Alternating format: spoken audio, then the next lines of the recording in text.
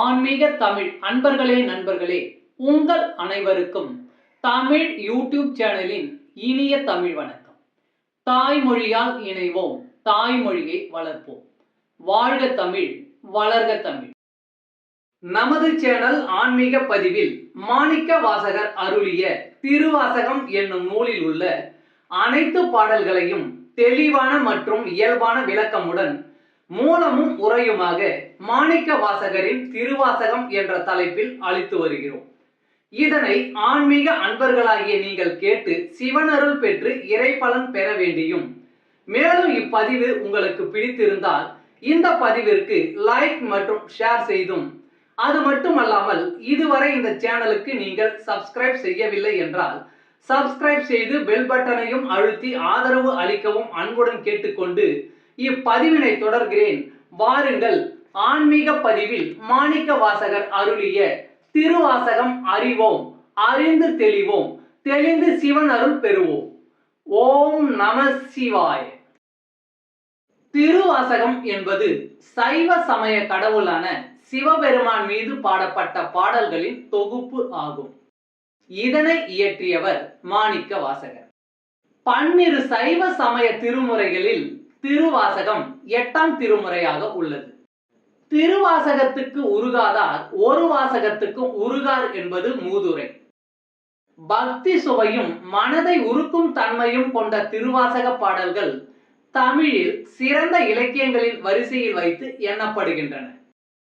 திருவாசகத்தில் 51 பதிகங்கள் உள்ளன. இவற்றுள் மொத்தம் 658 பாடல்கள் அடங்கியுள்ளன. இந்நூலில் 38 சிவத்தலங்கள் பாடப்பெற்றுள்ளன. சிவபுராணம், கீர்த்தி திருவகவல், திருவண்ட பகுதி, போற்றி திருவகவல் என்னும் 4 பெரும் பகுதிகள் இதில் உள்ளன. இவற்றை தொடர்ந்து திருச்சதகம் 100 பாடல்களும், நீத்தல் விண்ணப்பம் 50 பாடல்களையும், திருவெம்பாவை 20 பாடல்களையும், திருவம்மானை 20 பாடல்களையும் கொண்டது. திருப்பொற்சொன்ன முதல் திரு உந்தியார் வரையுள்ள 6 பகுதிகள் 20 பாடல்களை கொண்டுள்ளன.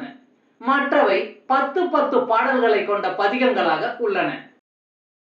நம சிவாய என்னும் 5 எழுத்தில் திருவாசகம் தொடங்குகிறது. முதல் பதிகத்தில் 6 இடங்களில் வாழ்க என முடியும்.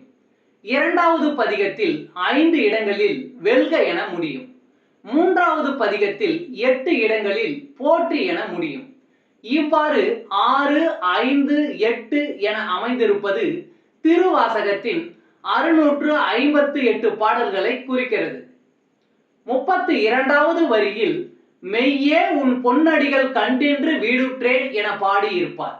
இது மாணிக்க வாசகர் 32வது வயதில் முக்தி அடைந்ததை சூட்சுமமாக குறிக்கும். திருவாசகத்தின் 18வது வரியான அவன் அருளாலே அவன் தாள் வணங்கி என்பது படிப்பவர் அனைவரையும் உருக்குவதாக இருக்கும். மாணிக்க வாசகரின் இந்நூலினை பல சமயத்தவரும் புகழ்ந்துள்ளனர். திருவாசகம் மாணிக்க வாசகர் சொல்ல அழகிய சிற்றம்பலமுடையான் எழுதியது என கையொப்பம் இடப்பட்டதாக கூறப்படுகிறது. தமிழில் திருவாசகத்துக்கு உருகாதார் ஒரு வாசகத்துக்கும் உருகார் என்னும் பழமொழியும் உள்ளது. மனிதன் தெய்வத்திடம் கூறியது திருவாசகம், தெய்வம் மனிதனுக்கு கூறியது கீதை, மனிதன் மனிதர்களுக்கு கூறியது திருக்குறள் என்ற ஒரு மூதுரையும் தமிழில் உள்ளது. 12 திருமுறைகளில் 10ஆம் திருமுறையான திருமந்திரம் சிறப்புடையது.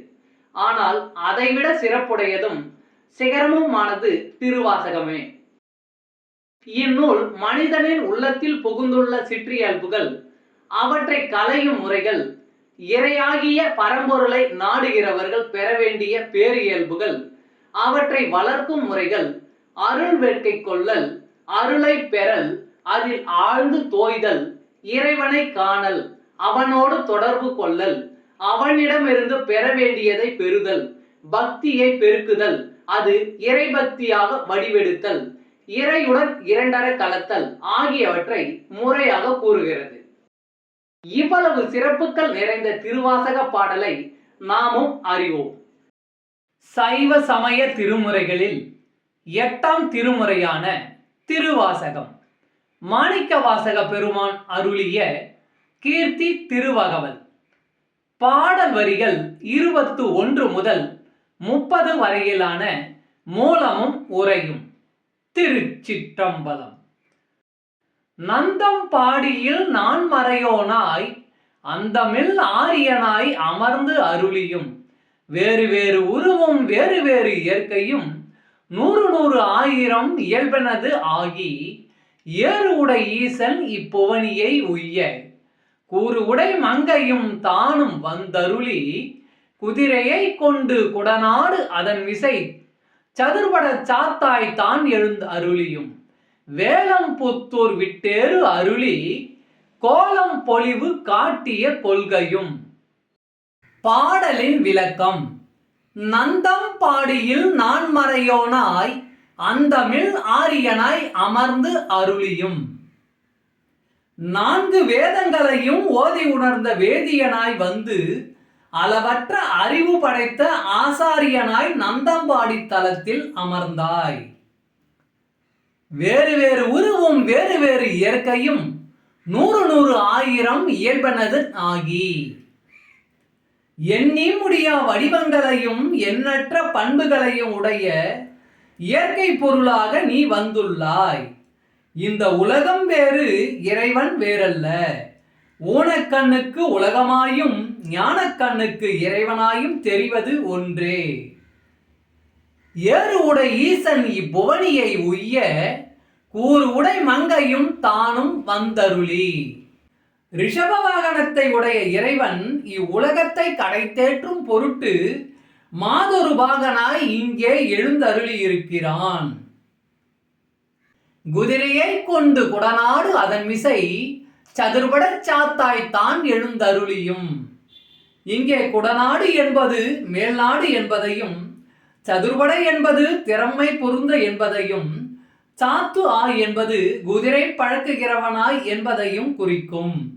அந்நிய நாடுகளில் இருந்து கொண்டு வரப்படும் குதிரைகளை பழக்குவதில் தேர்ச்சி உடையவனாய் நீ எழுந்தருளினை. வேலம் புத்தூர் விட்டேறு அருளி கோலம் பொலிவு காட்டிய கொள்கையும். இங்கே விட்டேறு அருளி என்பது ரிஷப வாகனத்தை விடுத்து என்று பொருளை உரைக்கும். ரிஷப வாகனத்தை விடுத்தருளி உன் திருக்கோல பொலிவுடன் வேலம்புத்தூரில் விளங்குகின்றாய். நம சிவாய. திருச்சிற்றம்பலம்.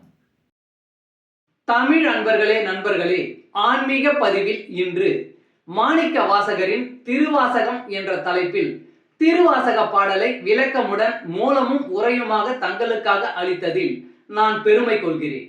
மேலும் இப்பதிவில் அளிக்கப்பட்ட திருவாசகம் மூலமும் உரையும் யான் அறிந்து கொண்டவை. யான் அறிந்த இந்த திருவாசகம் பற்றி நீங்களும் அறிந்து கொள்ள வேண்டும் என்ற நோக்கிலே இப்பதிவில் அளித்துள்ளேன். யான் அளித்த இந்த பதிவு உங்களுக்கு பிடித்திருக்கும் என்று நான் மிகவும் நம்புகிறேன். இப்பதிவு ஏதேனும் ஒரு வகையில் உங்களுக்கு பயன்பட்டால் அதில் எனக்கு மிக்க மகிழ்ச்சியே. வாழ்க வளமுடன். சர்வம் சிவமயம். இறையருள் பெறுவோம், இன்பமாய் வாழ்வோம். அன்பு ஆன்மீக தமிழ் நண்பர்களே, இவ்வீடியோ பதிவினை கேட்டு இன்புற்று ஆதரவு அளித்த அனைத்து தமிழ் உள்ளங்களுக்கும் எங்கள் உள்ளம் கனிந்த நன்றி.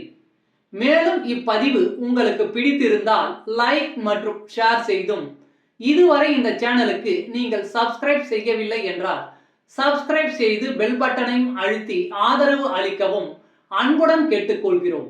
மிக்க நன்றி.